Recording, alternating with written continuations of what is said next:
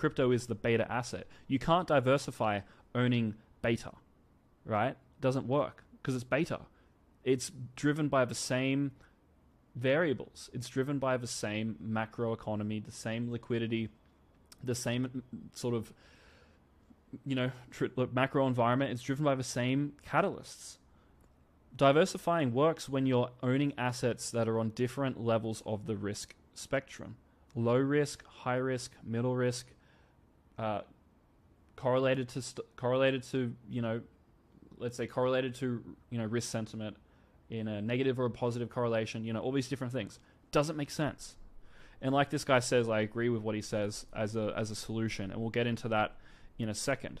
So, the fabled alt season is the great pump of all coins. So why would you want to diversify, right? If everything goes up in an alt season, which is where you make your money, why the fuck do you need 10 coins? Just own one. It's going to go up. Or not even, maybe just hold 3, right? Now, there was a photo I wanted to show you, and this is actually a part that I missed. Crypto is becoming more of a rotation game where certain sectors perform good for certain times versus everything going up at once. This means that concentrating into a sector, riding the pump, and allocating to a different sector is actually the better play. Or allocating to one sector, going all in on it, and then really capitalizing on it. So diversification means one goes up, another down, another up, and if you sell at the same time, returns are the same with no outperformance, right? And you can see here, this is a recent photo of the different sectors in crypto, all doing different levels of returns, but all moving in the same general direction. So you have some of this one, this one, this one, this one, this one. They all go up the same, just some of them more than others at different times. You can see here, green, meme, is that meme? Meme went up for, a week, way outperforming the market. And now it's AI outperforming the market. And at one point it was L1s, and another point it was orange, so that's AI again. Different coins are outperforming at different times. Okay, and you can see in this photo here that I was going to show you earlier, there's just so many sectors in crypto now, right? There's so many different things being built that everyone is focusing at different coins. And certain sectors go up at different times because there's just so many sectors now. It's harder for everything to go up at the same time now because there's so many different sectors. So the key is to pick a couple sectors, not one, because if you pick one and you're wrong, you lose everything, but enough sectors that, let's say, like 3 to 5, where let's say 3 to 5 coins, where it's not too little that you have a high risk of ruin, but it's not too many that you can't focus in and get really good entries and really good exits, right? Let's talk about that actually. I talk about that down here. So here's the ideal portfolio. If you're going to maximize for the market cycle of crypto and make the most amount of money in the market cycle, then I recommend no more than 7 coins in your entire crypto portfolio.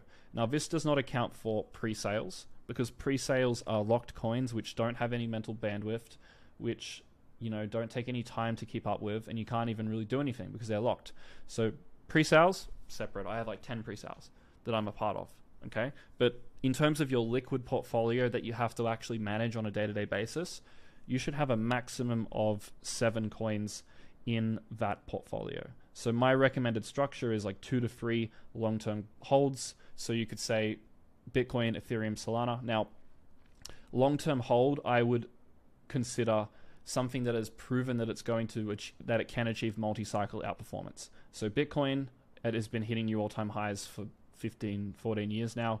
Ethereum has been proving that it has made new all-time highs for at least 2 bull runs, and Solana is proving that it's having outlier price action, and it's outperforming Bitcoin and Ethereum, at least where we are in the cycle right now. Let's see, if you're watching this in a year from now, maybe Solana dies and it's not an outperformer.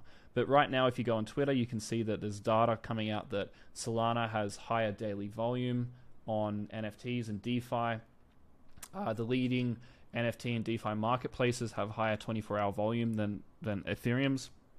I think if you go on Twitter, you can actually see that Tensor daily volume. Let's see if I can find it. Yep, Tensor has... Oh, no, that's not it. Let's see if I can find it.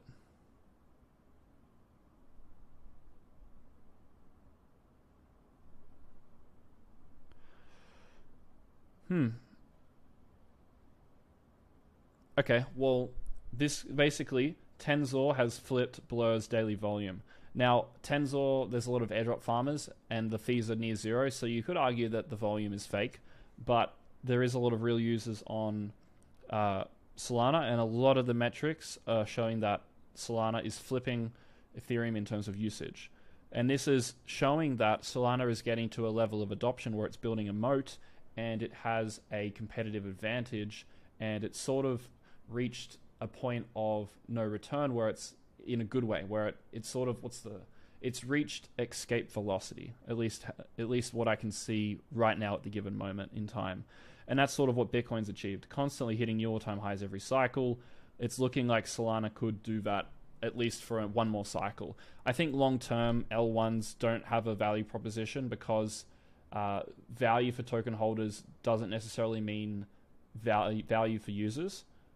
You know, like, because the ultimate trend of all L1s is to go towards zero to no fees, which means that there's no value accrual for holders, which means there's not really any reason to hold Solana.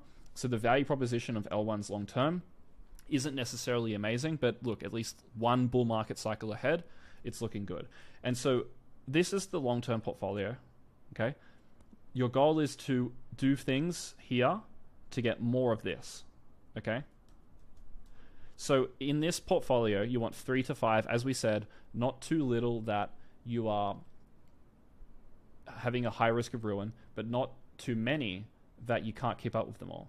And the goal is that you're looking for things that can do 10 to 100x upside or more, and you want to invest in these during, you know, not even a full bull market cycle. So you might hold Solana from the bottom of the bear market to the top of the bull market, but you might hold these positions not even for the entirety of a market cycle. You might want to just capture a certain coin during a certain period of time, capture maybe AI's hyped going into a big update with ChatGPT. You just want to catch a rotation, you know, whatever it is, right? It's not necessarily an entire market cycle hold, but the idea is that not too many, not too little. This is a good portfolio structure. But yeah, you only want to hold these ones for maximum one bull cycle, because in crypto you either want to hold multi-cycle outperformers or new coins, and you know, this is the new coin section, and we get later on in the course into how you pick these coins, given my basically being able to use my fundamental analysis approach to pick these coins. Okay, so I would group Toshi into this bucket. So Toshi, we've been in since $2.5 million market cap. It's now at $66 million market cap. I would be looking to sell this one no later than the end of this bull run. And I will never touch this coin ever again. It's forgotten. Okay? It's gone. It's by that stage, it's a grandma. I don't want anything to do with it. Okay? It's been pump and dumped. Now, again, this is why the portfolio is good. Enough small coins that you don't have a high risk of ruin. And also, it puts you into a mental frame of not becoming a degen alt bag holder. The more coins you have, the more likely you end up as a bag holder, because the less you care about each individual position. Let's say you got $10,000 and you put it into 20 coins. That's $500 per position. $500 doesn't mean much to you, so you don't really care what that position does. You're holding it till it either goes to the moon or it goes to zero, which doesn't make sense, because even if it goes to the moon, you're not going to sell it because you don't have a plan. It's basically you're going back into a gambling frame where you're playing slot machines. And you know how that ends up. Slot machines are designed to take your money. Every dollar in is 90 cents out. So the strategy of 25 coins, 100x or zero, I don't care about them, is playing the slot machine where you're ultimately going to end up losing. Okay? So you want to buy low a new altcoin, capture its bull cycle, its first bull cycle, and then you want to sell it to compound your long-term holds. Okay? That guy that I told you who made 30K into $1 million, almost about 900, I think it's about 800K now in Toshi. I told him to sell half here. It could go higher, but he's made life-changing money, and he should be recompounding his Bitcoin portfolio, because he told me he was a Bitcoin maxi. But I told him you're not going to make much money being a Bitcoin maxi. I got him into this coin. He's made $500,000, right? He put in 30K. It's time to pull it out, put it back into Bitcoin or stable coins and buy Bitcoin on a dip. But that's the ultimate goal. It's to compound the position that's going to perform for you long term. Okay? All right, so that's this video. I'll see you on the next one. Cheers.